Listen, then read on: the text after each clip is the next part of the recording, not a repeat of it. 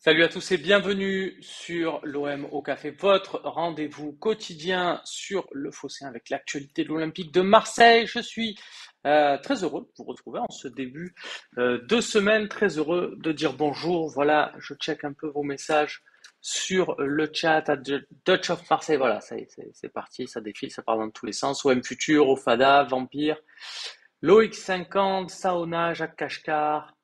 Il y a Jarod Honner qui reprend un abonnement.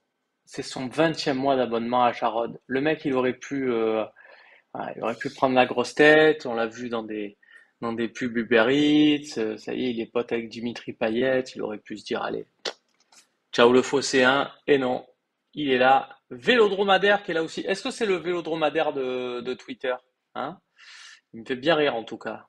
Et c'est de plus en plus rare d'ailleurs de bien rire sur Twitter. Je ne sais pas si vous avez remarqué, comme on dit les stand-uppers. Alors, tiens, on va démarrer avec Damien Drix qui nous dit, il y a des gens ici qui sont contents du départ de Sampa. Bah écoute, ouais, c'est le moment d'en parler, puisque c'est vrai que ça s'est fait vendredi midi. On en parlait dans l'émission que vous avez pu retrouver avec Romain Herring. On en a parlé, ça s'est passé juste après le dernier OM au café. Pour te répondre, Damien Drix, je pense vraiment que, bon, après, il y a toujours des gens qui détestaient Sampaoli. De toute façon, Sampaoli était, voilà, on va dire, c'était quoi, du 60-40. Ouais, il y avait quand même pas mal de gens qui le critiquaient par rapport à la saison dernière. Donc ceux-là, évidemment, j'imagine qu'ils sont soulagés. Ensuite, comment te dire? Il y a des gens, moi j'étais très content de Jorge Sampaoli, je l'ai dit toute la saison sur le plateau du jour. Alors très content, non. Je trouve qu'il y avait des points où il devait s'améliorer, mais j'étais globalement satisfait de Sampaoli. Par contre, au moment où il a son départ, euh, évidemment, je regrette la situation qui est de se dire, tiens, un entraîneur, il vient pour la reprise, puis finalement il n'est pas là.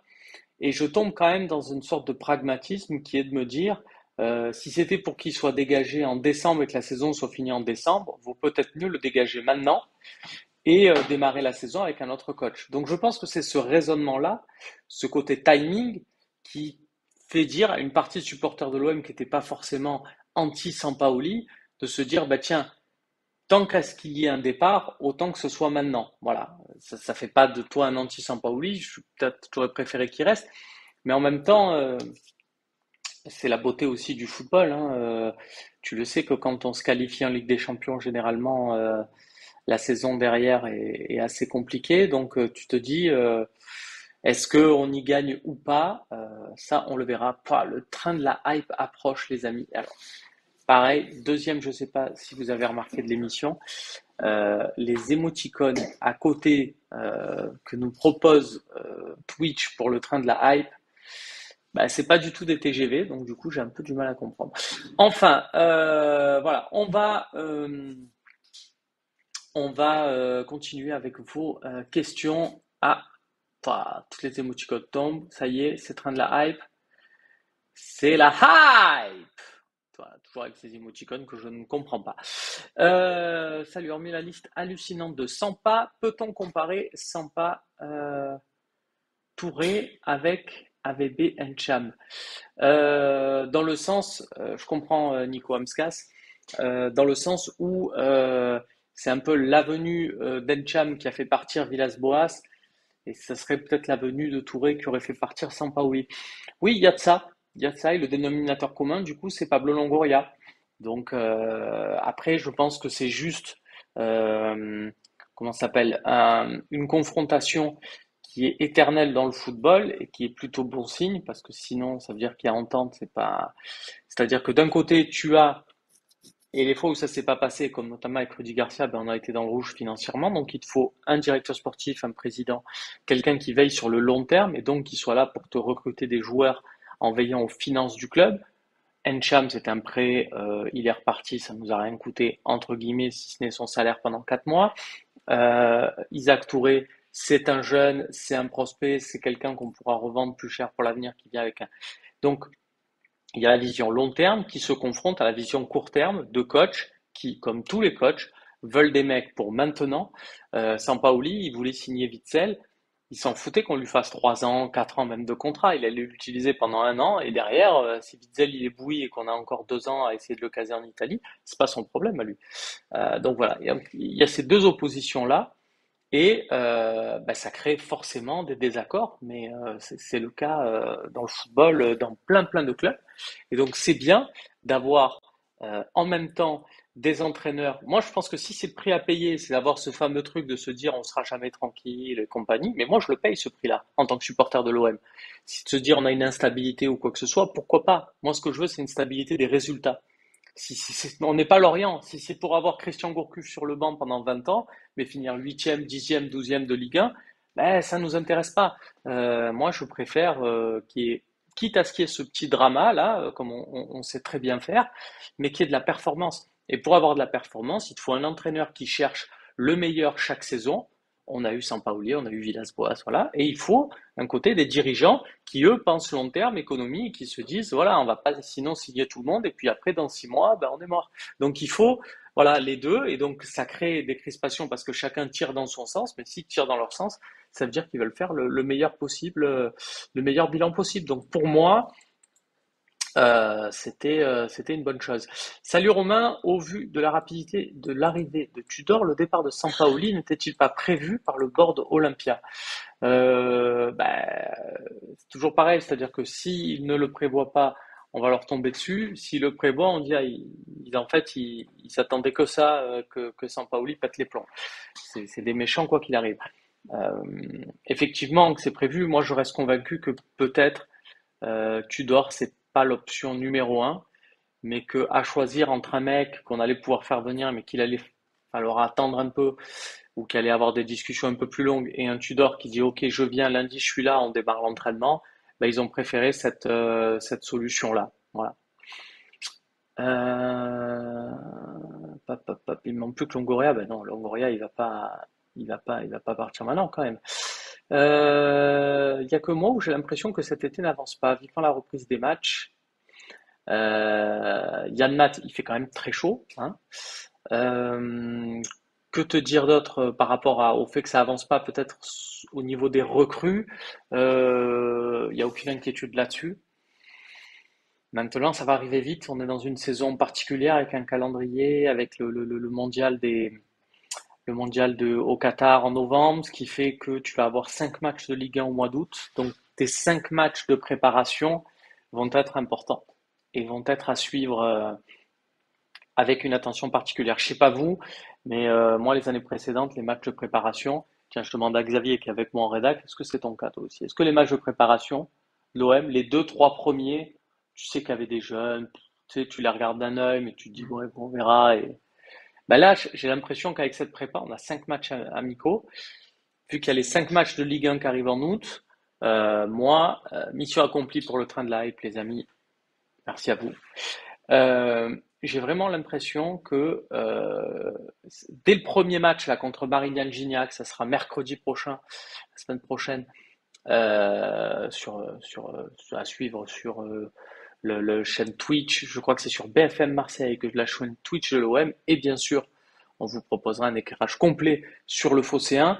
Ben voilà, voilà, dès ce premier match, on sera déjà dans l'optique de se projeter sur la saison. Il n'y a pas de tiens, c'est peut-être du temps de jeu pour les jeunes ou quoi que ce soit. De toute façon, bon, la confiance dans les jeunes, il n'y en a plus trop. Donc voilà, on va se focaliser de suite sur cette Ligue des Champions. Hebdomadaire, non, ce n'est pas le même. Jarod qui nous dit qu'il est resté simple, on n'en doute pas. Mais j'ai vraiment envie qu'on se refasse cette pub Uber Eats, cet acting là, c'était vraiment très sympa. Euh, il y a toujours des critiques, même Goethals, même Guéret. C'est vrai ce que nous dit Greg. Salut à tous. Bon, Tudor connaît pas, mais bon, à Pablo, alors sûr de lui. Donc voyons voir, laissons-nous surprendre. On est tous un peu à dire la même chose, hein. Bon, il y a toujours un excité dont on retiendra je dis ça et c'est excité par la passion, hein, attention, pas excité de nature, mais qui va se dire Tudor c'est n'importe quoi, machin. On est tous à se dire, on attend de voir, on est tous conscients que Guéret, avant qu'il arrive, on savait pas trop ce qu'il avait fait, on savait PSV, Wolfsburg, Galatasaray, mais bon, on demandait à voir, ben là c'est un peu pareil pour Tudor, une chose qui est sûre, c'est que derrière, ça va être un peu compliqué pour Pablo Longoria si jamais ça marche pas. Je mets zéro pression, mais la réalité, c'est celle-là. Si tu te manques dans le choix de ton coach, derrière, tu n'as plus de crédibilité en tant que président. Voilà, on ne peut plus défendre le bilan de machin et tout. C'est là qu'on se rend compte à quel point Pape Diouf avait été bon à ce niveau-là. Et c'est là que tu te rends compte qu'un Labrune, par exemple, ce qui a précipité sa perte, c'est ce choix de Mitchell. Donc, attention à Pablo. Et moi, j'aime bien cette idée de se dire, il choisit un mec en qui il a confiance, voilà, c'est ce qu'on nous dit, et avec qui il sait que ça va pouvoir passer, qu'il va pas avoir de clash. Fais-le, fais-le. Mais derrière, il faut que ça gagne, évidemment. Sinon, ça va être problématique. Moi, je suis content. On va changer de style de jeu. Après, qu'est-ce que ça va donner? Ouais, attention à ça, hein, parce que c'est pareil. On salue personne de la Provence qui était en charge de ça, qui avait dit Mitchell, c'est l'anti-Bielsa, c'est rafraîchissant en chapeau sur une une. Voilà, on va changer. Sampaoli, c'était que des passes vers l'arrière. Attention à ce voilà révisionnisme d'ambiance là. Il faut vraiment vraiment faire attention. On a quand même eu de très bonnes parties l'an dernier, une très bon contrôle de match. Donc voilà, à voir un peu. Bravo, Sampaoli parti avec honneur. McCourt nous fait une Labrune 2022. Euh, Pas vraiment, pas vraiment. C'est pas du tout les mêmes rôles. On rappelle que en tant qu'actionnaire, enfin, McCourt, là-dedans, il a pas joué tant que ça.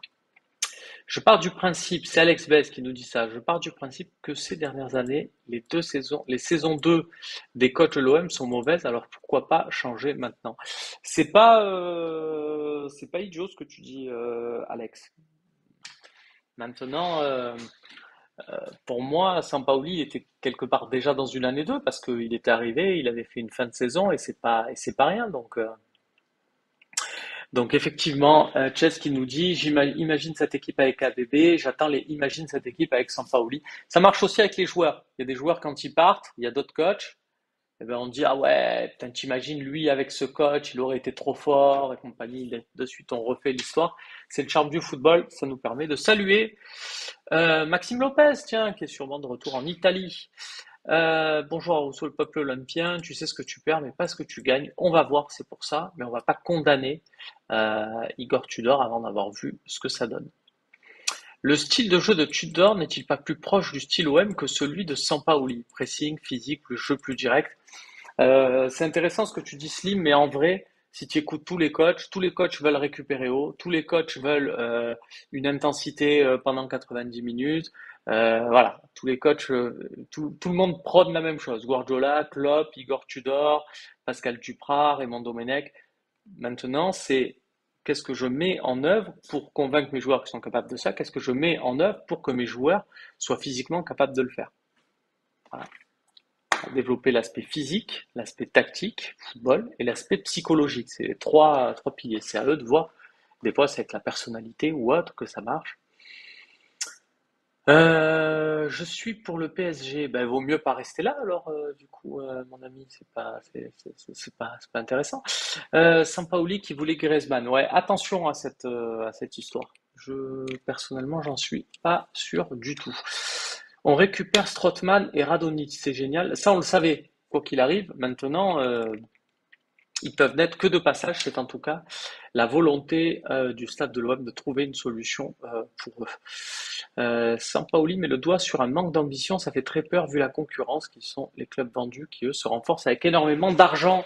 C'est OM13 qui nous dit ça. Effectivement, maintenant, le problème de Sampaoli, et il part pas parce qu'il n'a pas eu les joueurs qu'il voulait pas avoir sur ce mercato, il n'a pas eu les joueurs qu'il voulait avoir au 1er juillet. Moi, j'ai vraiment espoir encore. Un mercato, c'est pas le 1er juillet. Tu peux faire deux belles recrues d'entrée et puis tout gâcher sur la fin. Donc, voilà, comme on dit, il faut bien se mouiller la nuque, garder la tête froide. Et j'invite vraiment Longoria, Ribalta, Frio, voilà, tous qui sont concernés par ça, à rester vraiment focus là-dessus. Ce qui compte, c'est de bien réussir à la fin. Je vous donne cet exemple d'un Lyon qui recrute le 31 août à la fin Chris et Sylvain Wiltord d'une saison qui seront leurs deux meilleurs joueurs et ils seront champions de France. Donc voilà, des fois ça arrive. Harit, c'est mort, pas du tout. pas du tout. Et j'ai passé des infos comme quoi, ouais, Harit, avec le départ de Sampaoli, ça le refroidit, nanani, nanana. Euh, alors, effectivement, qu'un joueur, quand il apprend que l'entraîneur s'en va, que machin, il se dit, oh là là, ça va être encore un souci, machin. Mais Harit ne vient pas et ne lie pas son sort à Sampaoli. C'est juste il s'inquiète de la situation, mais comme tout le monde, comme tous les supporters, enfin, on est les premiers inquiets à parler de ça pendant 2 heures. On va pas reprocher à un joueur d'être dans le même état, mais voilà, c'est pas ah ben si c'est Igor Tudor, je viens pas à l'OM, machin, voilà. Donc il n'y a pas d'inquiétude particulière à avoir là-dessus. Ça change rien au problème, qui reste de trouver une solution avec Schalke alors que Schalke, bah, du coup, essaie de son côté, et c'est logique, de trouver des solutions dans d'autres clubs pour dire, bah, regardez, Amin Harit, ça vaut tant parce que un tel est capable de nous proposer tant. Et l'OM, effectivement, va pas chercher à avoir ce prix, c'est normal, c'est le jeu des négociations. Alvaro va-t-il finalement rester? C'est Pied Paquet qui nous pose cette question. Écoute, le problème d'Alvaro, ça dépassait la relation Alvaro-Sampaoli. Donc, normalement, il est toujours sur le départ. Maintenant, le fait qu'il n'y ait plus Sampaoli qui ne voulait pas l'avoir dans le vestiaire, ça met peut-être l'Olympique de Marseille dans une position de force, qui est de dire à Alvaro, tu as un contrat, tu dois revenir, tu dois être à l'entraînement, tu dois voilà. Et il n'y a pas une résiliation comme ça, cadeau, on ne te donne pas un chèque, voilà, tu reviens et tu te mets peut-être voilà, à niveau. En tout cas, des renversements de situation plus impressionnants dans le football. On en a connu des mecs qui devaient absolument plus jouer, l'idée des transferts et tout. Puis finalement, ils reviennent, le stade acclamé, ça arrive quand même souvent. Ça sonne si quelqu'un peut s'en occuper, c'est bien. Il y a du personnel de toute façon au fossé, hein. Beaucoup de personnel, donc je ne me fais pas de soucis à ce niveau-là. Tiens, il y a Alrive qui nous dit, Alrive, je t'attends dans Olympique Sora, hein, un fidèle. J'aimerais vraiment beaucoup compter sur toi dans l'émission. Je vais demander à Guillaume de voir comment pouvoir te contacter en privé. Mais voilà, il faut vraiment que tu viennes faire Olympique Sora avec nous. Romain, ça va rabattre les cartes pour l'effectif. Est-ce que tu as mis en vente tes cartes Sora? Et oui, puisque Olympique Sora, vous pouvez retrouver. Alors là, pendant l'été, on s'en fait une tous les 15 jours, mais nous dit, est-ce que, voilà, où tu en es de tes cartes Sora? C'est vrai que j'ai beaucoup de joueurs de l'OM. Écoute, pour tout te dire, Alric, je garde tout le monde. Même là, j'ai hésité, j'ai proposé un trade avec Pape Gay. Et puis après, je me suis dit, mais quand même, on sait jamais. C'est pas bien, mais je suis quand même attaché dès que c'est les joueurs de l'OM. Donc, ouais, je suis peut-être pas la meilleure stratégie, mais voilà, je pense que je vais les garder. Bon, je dis ça, je crois que j'avais vendu Sanji Thunder en fin de saison au prix fort, hein, donc voilà, ça arrive. Euh, En étant l'OM, ne pouvait-on pas prétendre à un meilleur choix d'entraîneur que celui qu'on a pris? C'est Funky Family qui nous dit ça. Mais ça veut rien dire en fait, Funky, ce que tu nous dis, c'est-à-dire que par exemple, on a beaucoup parlé de De Zerbi, mais si De Zerbi vient, c'est pas adapté à l'OM ou quoi que ce soit, et ça on le sait pas. Un bon entraîneur, tu le sais qu'après, tu le sais que quand il a des résultats. Donc, tu sais, un jour, on a pris Albert Raymond, qui était l'adjoint de Jean Fernandez. Il y en a beaucoup qui ont rigolé, qui se sont moqués de nous et compagnie, mais à la fin, il a fini second. Donc, moi, on peut être coaché par Raymond Domenech, voilà, qui est peut-être le pire entraîneur qui se fait au monde et dans l'histoire du football. Si à la fin tu finis deuxième, moi ce qui m'intéresse c'est l'OM, c'est pas qui on a sur le banc. Si tu prends Pep Guardiola mais qui est quatrième, je préfère Domenech. Donc c'est sûr que sur le papier tu te dis il y a peut-être des noms plus sympas, mais si il y a une entente parfaite, Longoria, Ribalta, une bonne connexion, que si, que ça, moi ça me va, hein. Moi ça me va. Ensuite, je regarde que le relatif retard du mercato est dû aussi au fait que le départ de Sampaoli était dans les tuyaux et qu'on attendait la venue d'un nouveau coach pour ne pas se tromper dans les profils. Non, non, dans le sens où il y avait vraiment une détermination pour signer certains joueurs et que ça s'est pas fait. Voilà, c'est pas ou alors a été savamment entretenu en mettant beaucoup de gens dans la confidence qui semble curieux parce qu'à ce moment-là il y aurait eu des fuites. Donc non, non, il y avait vraiment une envie de faire certains joueurs, mais une fois de plus. Moi, je trouve ça très bien que de dire, ben voilà, il y a tel salaire. On revient par exemple sur le dossier Witsel. Évidemment, moi, c'est un joueur que j'aurais aimé avoir à l'Olympique de Marseille, 100 fois. Mais je me dis, il y a un salaire de proposé, il faut s'y tenir. Il ne faut pas commencer à paniquer, à se dire, allez, tiens, on te rajoute 20 000, 30 000 euros de plus par mois parce que, s'il te plaît, va pas à l'Atlético ou s'il te plaît, on n'a pas fait de recrue au mois de juin, donc il faut. Mais où on est là? Non, non, c'est pas comme ça que ça marche un club de football. On revient garder la tête froide. Donc voilà, on n'a pas tous les avis, mais moi je préfère rester dans cette optique-là de me dire, on garde un cap. Alors après, si tu gardes un cap et que tu proposes 20 000 euros à tout le monde, eh ben, tu vas signer que des joueurs de national et ça va être compliqué. Mais voilà, moi, j'ai bon espoir que on arrive à ce moment-là à un mix cohérent. Tu préfères Tudor aujourd'hui ou Laurent Blanc dans un mois? Nous dit Pablo Escobar. Effectivement, voilà, c'est un peu ce que je vous disais tout à l'heure sur le timing important sur cette signature. Ghostfred qui nous dit j'ai adoré Sampa, mais j'avais vraiment un gros doute pour la Champions. Ben écoute, au moins comme ça on est fixé. C'est vrai et on le reconnaît que Sampaoli sur la gestion des matchs tous les 3 jours, il nous a montré. C'est dans les périodes où il y avait des matchs tous les 3 jours qu'on avait un Sampaoli on va dire, moins efficace, parce que moins dans la gestion globale sur une équipe et demie, deux équipes, un Sampaoli, voilà, qui avait pas. Sampaoli, c'est un coach qui avait besoin de, voilà, d'avoir une séance, de s'adapter, de montrer aux joueurs, voilà, on va s'adapter à l'adversaire et compagnie. Et c'est vrai que c'était plus facile pour lui sur. Donc à voir ce que ça donne Tudor aussi sur un enchaînement de tous les trois matchs, parce qu'on a beaucoup parlé, ben voilà, il faut le faire dans un sens ou dans le faire dans l'autre. On a beaucoup parlé de Igor Tudor, sa belle saison avec le Hellas Vérone. Il n'y avait pas des matchs de Coupe d'Europe en milieu de semaine, donc à voir aussi là-dessus. Est-ce que tu as des infos sur le mercato? Roma Hering avait annoncé un joueur ce week-end. Alors oui, Roma Hering avait annoncé un joueur ce week-end. Vous pensez bien qu'avec ce qui s'est passé, les dirigeants de l'OM étaient focalisés à 100%, si ce n'est 200, sur la signature du prochain entraîneur olympique de Marseille. Recrue, voilà, on va forcément attendre. Ça deviendrait totalement fou si tu n'as pas signé un entraîneur, mais tu signes un joueur en plein milieu comme ça. Qu'est-ce qu'on dirait? Non, non, faut être cohérent. Tudor, c'est Royal, non, on a compris la référence avec la série, hein, les Tudor. Euh, Laurent Blanc, les gars, faut pas avoir la mémoire sélective, ne me sortez pas le beau jeu car l'argument ne tient pas. Si, quand même, c'était pas mal. Après, ça peut dater aussi, mais c'est pareil, hein, il peut se relancer lui aussi. Tonja va faire la prépa avec les pros ou pas? C'est normalement ce qui est prévu. On va voir rapidement ce qu'il en est. On sait comment ça marche, hein. Au début, tu as un groupe très large parce que tu peux commencer la prépa, mais ça veut rien dire parce que tu fais juste la première semaine. Plus les internationaux reviennent et c'est toi à qui on dit tu vas t'entraîner avec la réserve. Donc, à voir vraiment ce qui va se passer à ce niveau-là.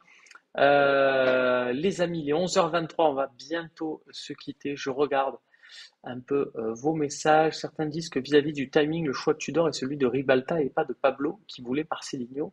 Même si Ribalta est l'homme de Pablo et qu'ils sont forcément d'accord, est-ce que tu as un avis là-dessus? Tigidou qui nous dit ça.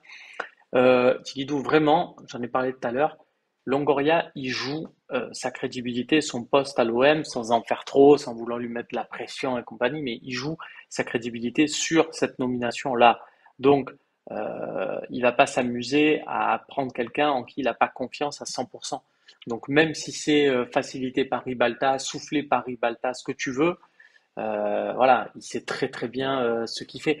André Villas-Boas, c'est à la base une idée d'Andoni Zubizarreta. Mais il y a Jacques-Henri Hérault qui sait très bien que si ça marche pas, c'est lui à qui on va chercher, qui fait tout pour, voilà, c'est lui qui valide le choix et personne d'autre.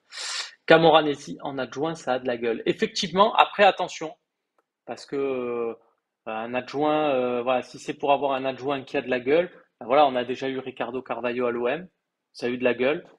Bon, est-ce que ça a servi? Alors oui, sur un match de Coupe de France, il a donné. Est-ce que ça a servi sur l'aura? Est-ce que ça a permis à Andrés Villas-Boas de faire cette superbe première saison? Peut-être, totalement. Mais après, sur la gueule en elle-même, sur le côté bénéfice direct, j'ai envie de dire, parce que là, tout ce qu'on a évoqué, c'est des bénéfices indirects. Le bénéfice direct, il a pas sauté aux yeux. Oui, moi, à titre personnel, ça m'a permis de faire un match de foot contre Ricardo Carvalho, de mettre un pied haut et de l'entendre se plaindre et de pouvoir lui dire, avec tout ce que tu as fait toi, tu peux pas te plaindre de mon pied haut. Mais voilà, autrement dit, à part ça, pour l'instant, voilà, des fois, attention à ce côté prestige. Je vous rappelle que Mitchell, qui a été catastrophique sur le banc de l'Olympique de Marseille, était un joueur, mais d'une classe.